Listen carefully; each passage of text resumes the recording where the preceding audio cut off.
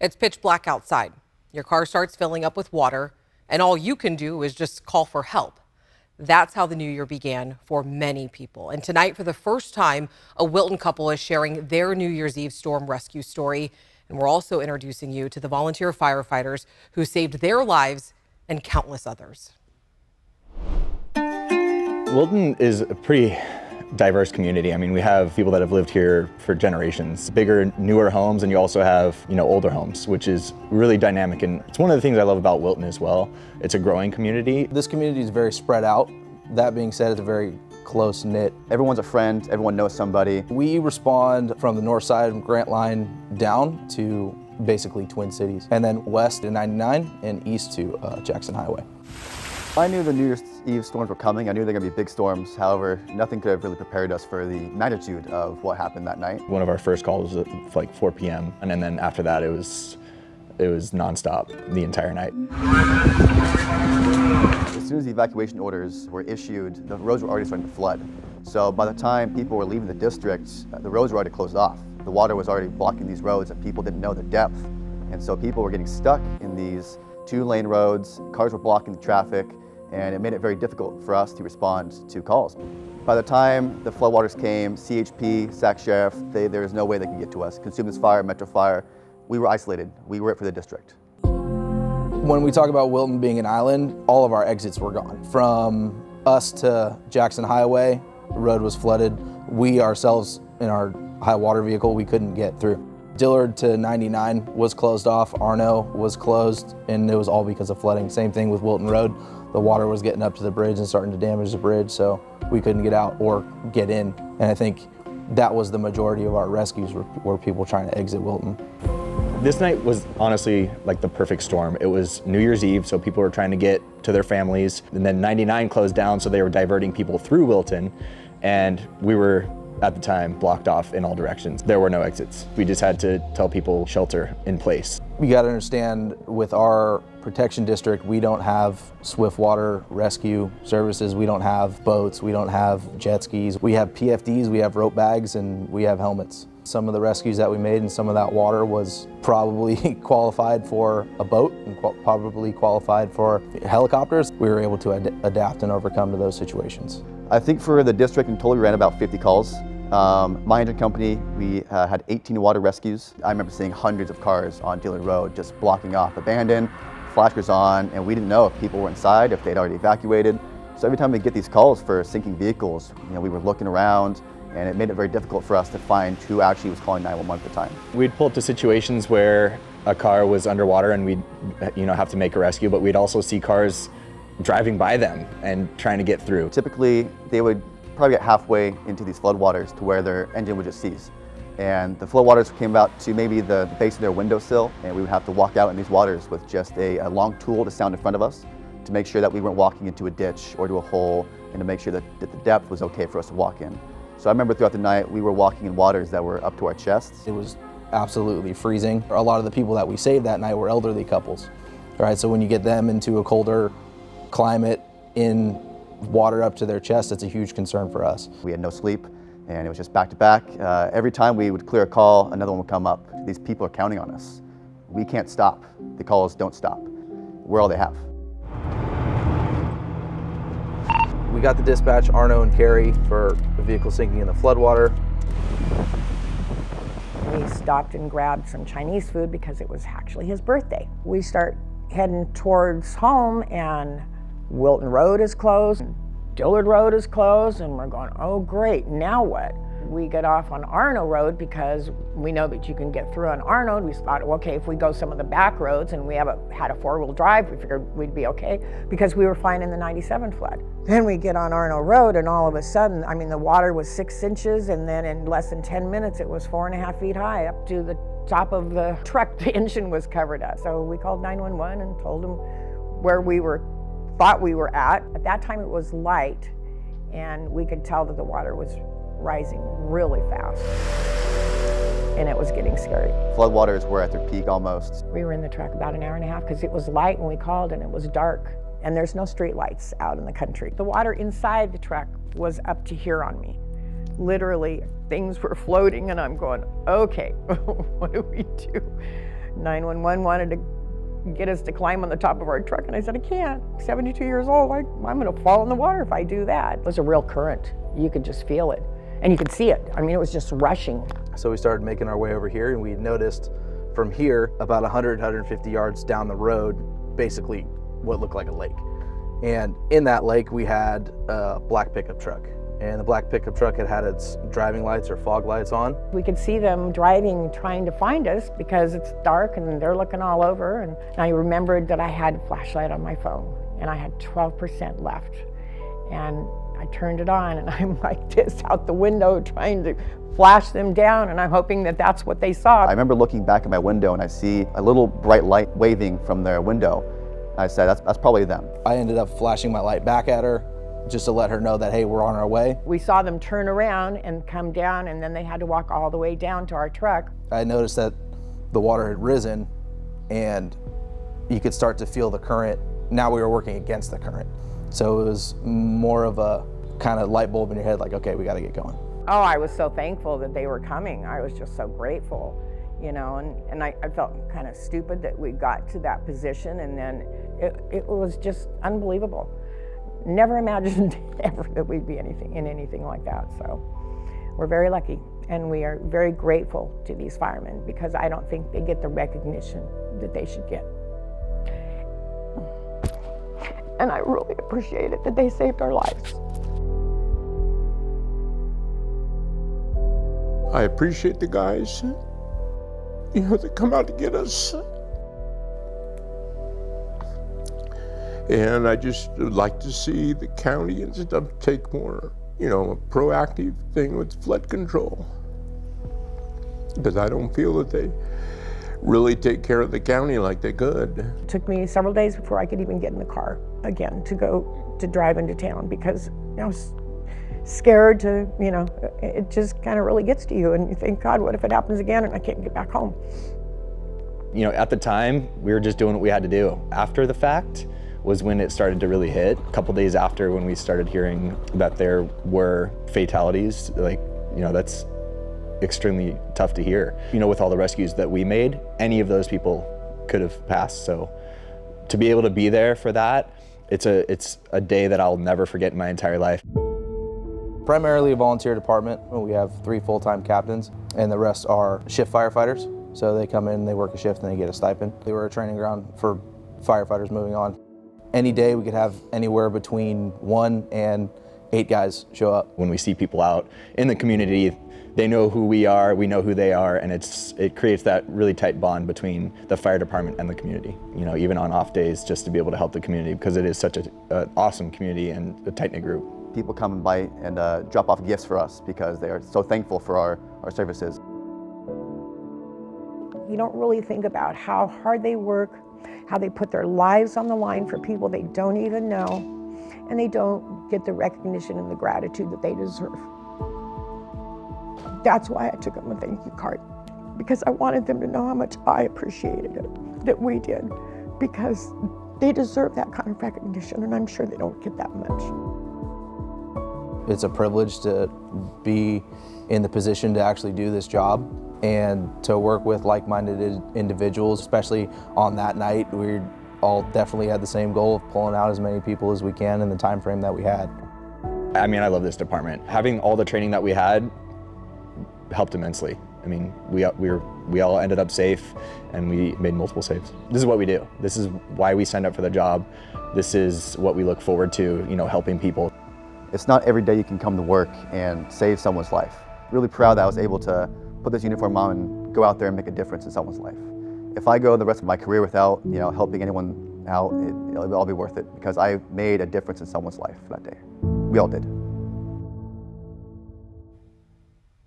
And I want to say thank you to all of our first responders. I think Ms. Lockwood actually brought up a really great point that sometimes first responders, they go overlooked until we actually need them. So I want to say a huge thank you to all the Wilton firefighters. Your hard work does not go unnoticed. And also, Wilton firefighters, if you're watching, I want to let you know now, you're being put on notice. The To The Point team will be by the fire station for a dinner soon. And I also want to mention that, unfortunately, several residents in the Wilton area are still without internet and phone services. And during the January storms, there were many levee breaches along the Cosumnes River. So I called Reclamation District 800 out in Wilton to get an update on where the levees stand. They say that they are still working on shoring up weak spots and making repairs, but they still do not have enough money to really make those major changes that are needed. So the district needs funding, and today RD 800 told me that Congress members Doris Matsui and Ami Bera, they have committed to help. And breaking news tonight, an 18-year-old is dead. Her suspected killer just shot by police, and we're live with new information right after this break.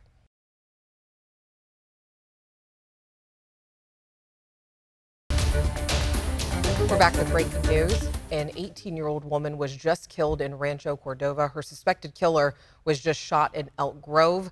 And tonight, Luke Cleary has been following this for us, and he joins us live from the first crime scene tonight. Luke, what do we know so far?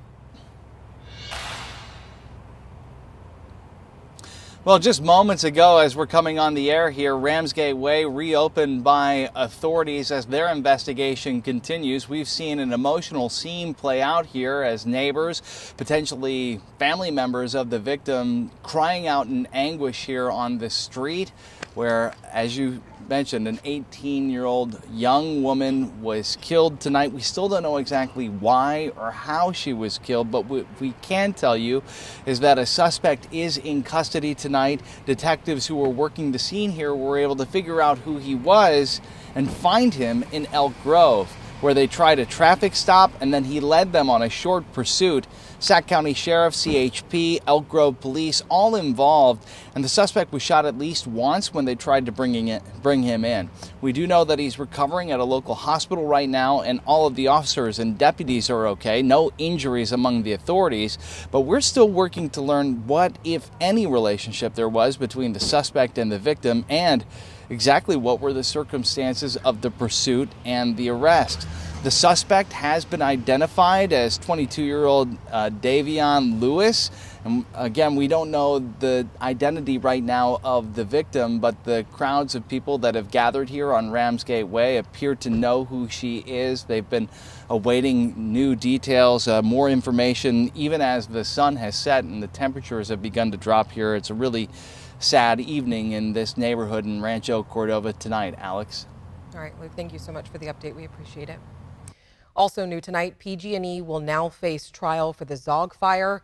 After this break, we have more on the victims' families and what they're telling our Firepower Money team.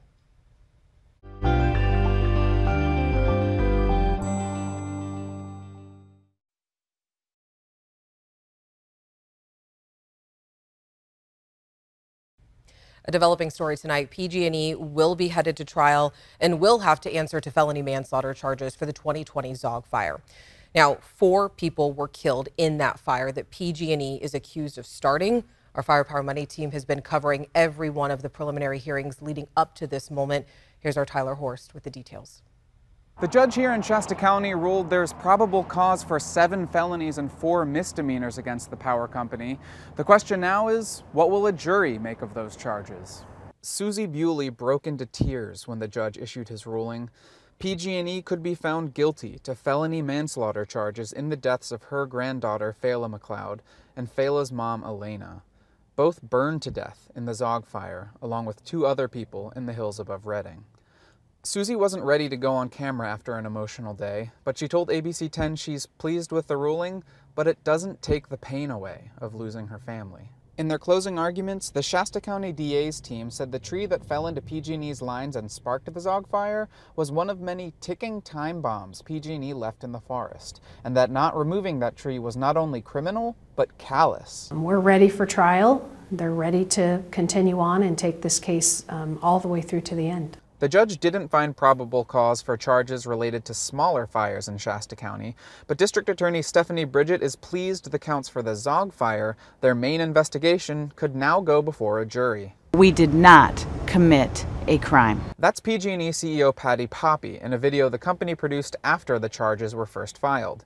The company repeated this in a statement today, saying in part, the loss of life and impact to the communities affected by the Zog fire is tragic, but we believe PG&E did not commit any crimes. We believe the conduct of our coworkers reflects good faith judgment by qualified individuals. PG&E has previously been convicted of felonies in the 2018 Camp Fire and the 2010 San Bruno gas explosion. PG&E's arraignment is set for February 15th. On that day, a plea will likely be entered and a trial date set. In Reading, I'm Tyler Horst, ABC 10 News.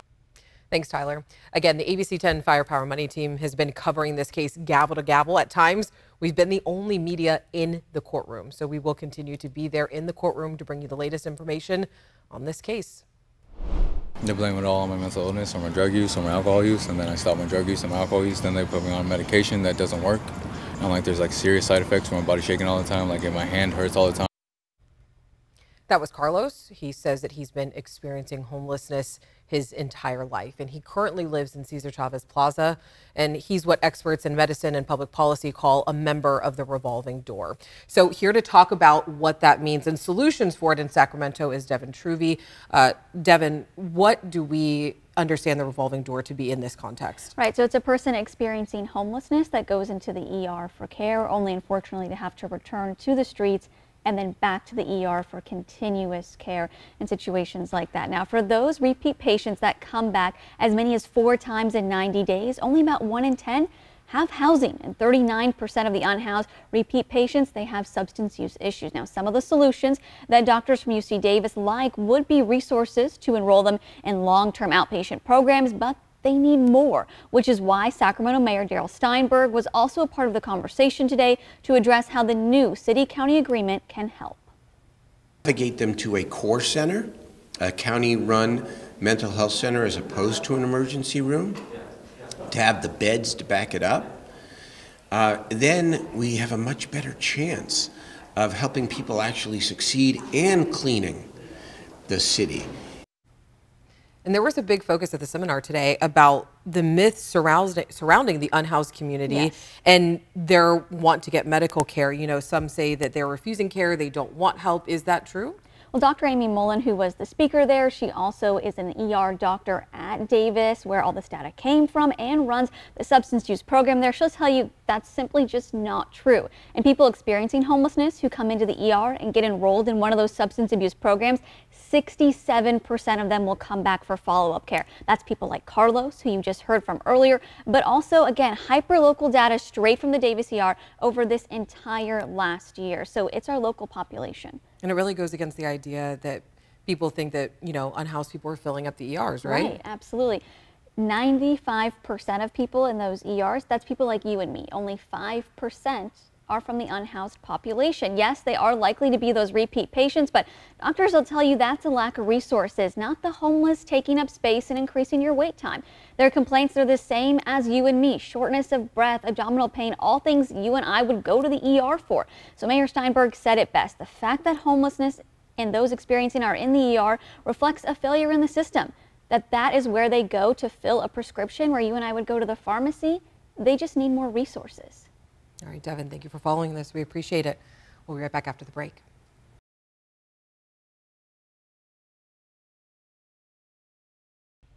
All right, before we go, here are some of the other stories that people are talking about today. Sacramento police got the go-ahead from City Council to purchase a $400,000 armored vehicle. So it's called the Rook. Sacramento PD has to report to the council each time the Rook is used, and will have to work with policies set by the Community Police Review Commission. The department's current armored vehicle has been used 13 times since 2019. Governor Newsom just re-proposed a concealed carry ban on guns for some spaces in California. It applies to all privately owned businesses that are open to the public unless the owner puts up a sign that says concealed carry guns are allowed. The law also bans anyone under the age of 21 from concealed carry. And Sacramento native Tyree Nichols was laid to rest in Memphis today. Activists and leaders like Reverend Al Sharpton and Vice President Kamala Harris, they called on Congress to pass the George Floyd Justice in Policing Act, which includes reforms that supporters believe could have prevented Tyree's death.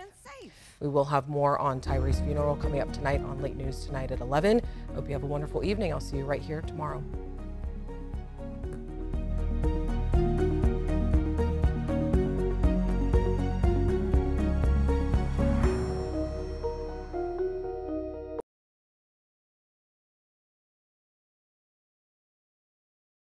Hey, it's Alex. Just wanted to say thank you so much for watching.